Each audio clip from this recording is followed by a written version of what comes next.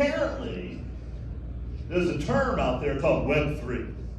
And I hate to get all official and dogmatic, but you can't call Web3 Web3 if it only includes crypto and blockchain. I'm sorry. There's AI, there's Internet of Things, there's creators, and believe it or not, there's also the metaverse. The official definition of the Web3 doesn't include the metaverse. So I'm here to get all into verbiage, terminology, and we're going to redefine Web3. We're going to say that Web3 includes the metaverse. But now let's talk about the metaverse. And again, talk about optics, talk about hustling, talk about, you know, the psychological factors of this industry. The metaverse doesn't necessarily have to be 3D. Now you had these guys up here just before, thank you very much, Devil Brothers. But 3D is about gaming. That's cool. And there's a lot of people who love to play games. But you can't just immediately say, oh, the metaverse is going to change the world, blah, blah, blah. No, that's not going to happen. But there is an angle here. So next, here's what we're going to do. We're going to talk through the entire of everybody, the entire population of everybody. Next, hit it. Boom. Okay. Somewhere between 30 and 60% of everybody will never do 3D. Will never be in the metaverse. Sorry, don't shoot the messenger. I'm just here to tell you. Next, 10 to 15% will. You just saw 3 of these dudes up here, just now. They love killing aliens, saving the planet Earth, kicking, shooting, driving. It's a $200 billion industry. It's big.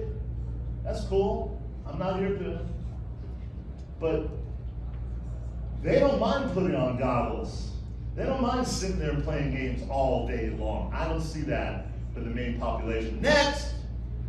So that means there's between 25 and 60% of the people who might be willing to check out the metaverse, but it's probably not going to be 3D.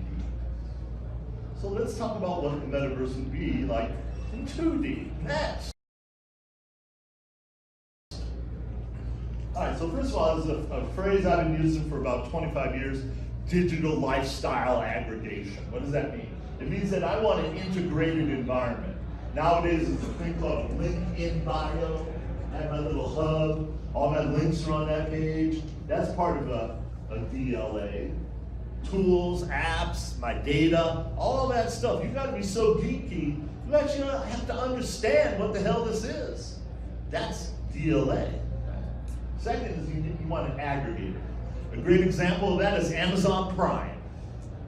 Right? Amazon makes their own content, but you can also get HBO and Apple and other things on Amazon Prime. That's called an aggregator. Okay? The third thing is you want this stuff to be highly customizable. This has totally been around since my Yahoo. We can customize software. We know how to do that. Okay? Next. Okay? The second thing is, of course, social. We're so used to it by now. It doesn't have to be social media, but I want to be able to have my own identity. I want to be able to have friends. I love points and leaderboards. You're going to learn about things called the knowledge graph. All these things are part of our future, and none of it has to do with 3D. Next. We've got to work with others. Now, decentralize is one model to do that. That's awesome. We've got to have alliances, partnerships, and the key thing is we want to develop our own community. We want to be with our people, feel safe. Next. That means we've got to be secure. Hopefully one of these things you crypto heads have learned about are the hackers. They love to steal your money. It's not going away. It's going to be consistent from now on. None of this has to do with 3D. Next. And we want to be able to move around. See, we've experienced the mob. It started with Microsoft, Apple, Facebook, Google.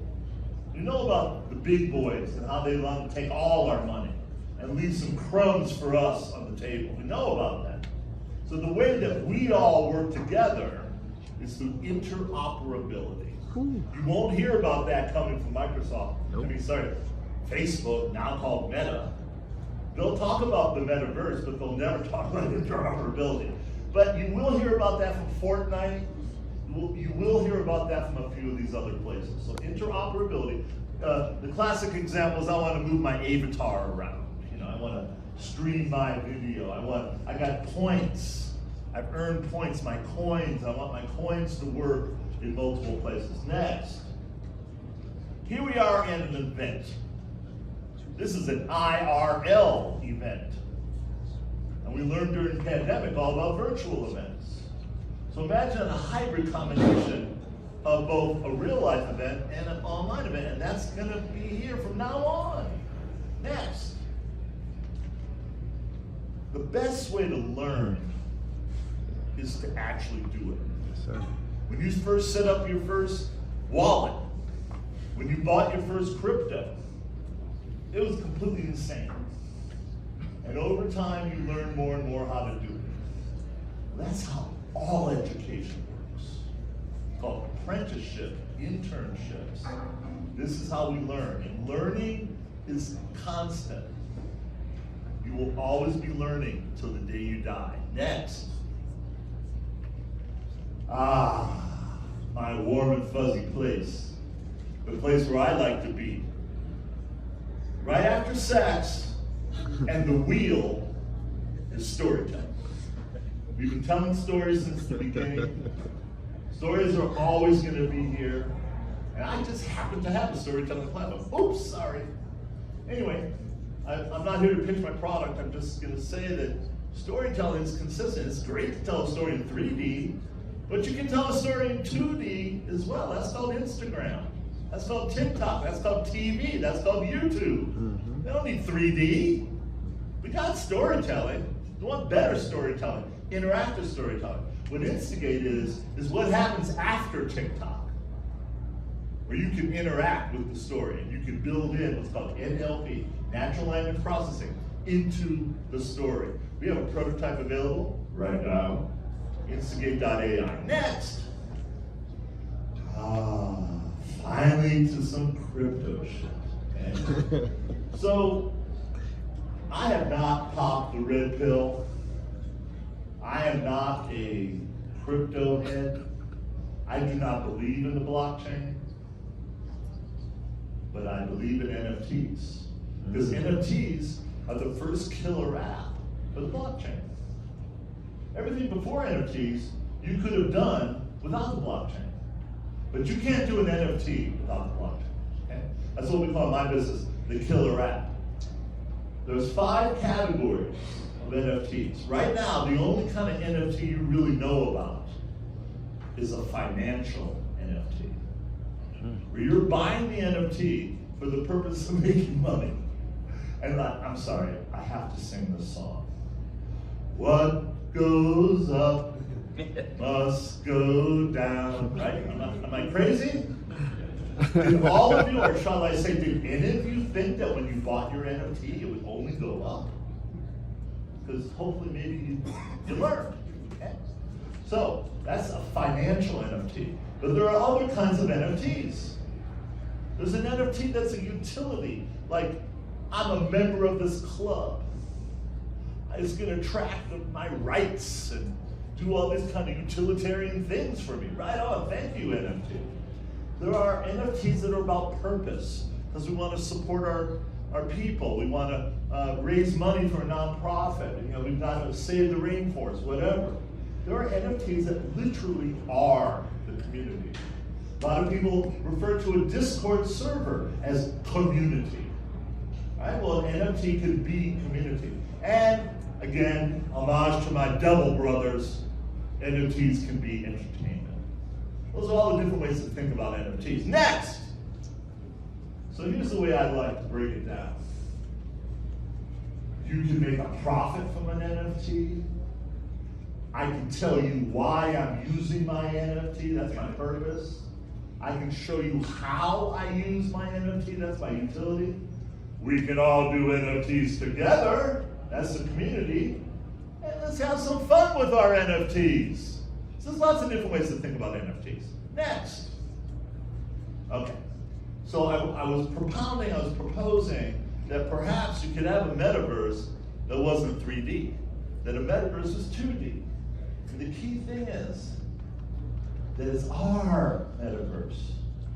My people, the dope smoking Thai food people, you know, or the people with the sore back giving speeches on a Wednesday morning people, you know, whatever.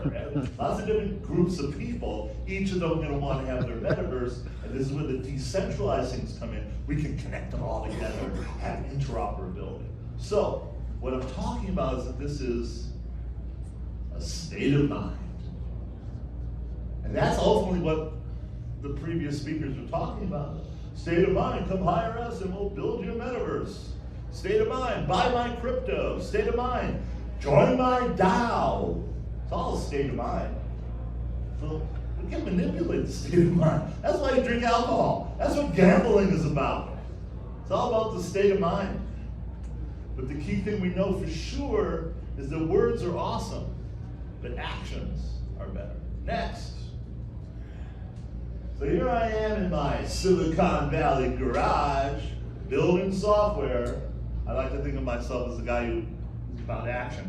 You know, for every one success story you hear about, there's 1,000 of us aren't quite as successful. I had my 15 minutes, I had money, but it's not about making money. Software is not about money. Software is about changing the world. If you can make some money along the way, God bless you. But really, you got to understand that software is this incredible power. Software is this incredible power. Software is this incredible power.